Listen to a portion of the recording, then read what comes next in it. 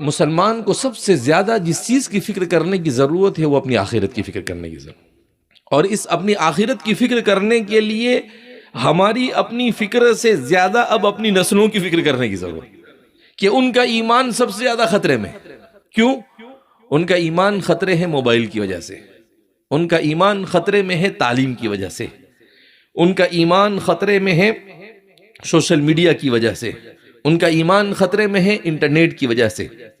ان کا ایمان خطرے میں ہے غلط صحبت کی وجہ سے، ان کا ایمان خطرے میں ہے ایسے اداروں میں تعلیم حاصل کرنے کی وجہ سے جہاں پر کفر اور شرک کے علاوہ کچھ نہیں پڑھایا جاتا۔ تو اس لیے مسلمانوں کو جو سب سے بڑی ضرورت اس وقت ہے وہ اس بات کی ہے کہ مسلمان، میں والد صاحب کے ساتھ میں نے 25 سال کام کیا الحمدللہ، بچپن سے لے کر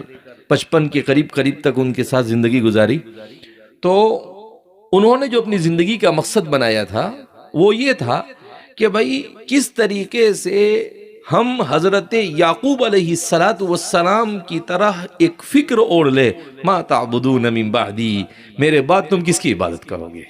حضرت یعقوب علیہ السلام اذ حضر یعقوب الموت، جب حضرت یعقوب علیہ السلام کی موت کا وقت قریب آیا تو حضرت یعقوب علیہ السلام کے بیٹے ان کے ارد گرد جمع تھے۔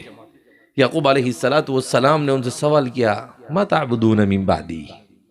انہوں نے یہ نہیں سوال کیا کہ تم مال کیسے تقسیم کرو گے، انہوں نے یہ نہیں سوال کیا کہ تم جائیداد کیسے تقسیم کرو گے، انہوں نے یہ نہیں سوال کیا کہ تم روزی کیسے کماؤ گے، انہوں نے یہ نہیں سوال کیا کہ تم گھر کیسے بناؤ گے۔ ایک نبی کی فکر جو ہر مسلمان کی فکر ہونی چاہیے وہ کیا، ما تعبدون من بعدی، تم میرے بعد کس کی عبادت کرو گے۔ کہا میں تو مر گیا، میں تو جا رہا دنیا سے، نبی ہوں انشاءاللہ کامیاب ہوں، مگر مجھے فکر تمہاری ہے کہ آخر تم میرے بعد کیا کرو گے۔ تو بہرحال وہ نبی کی اولاد تھی، تو انہوں نے کہا نعبد الہک و الہ آبائک ابراہیم و اسماعیل و اسحاق الہ واحدہ، کہ ہم عبادت کریں گے اس معبود کی جس کی آپ نے عبادت کی،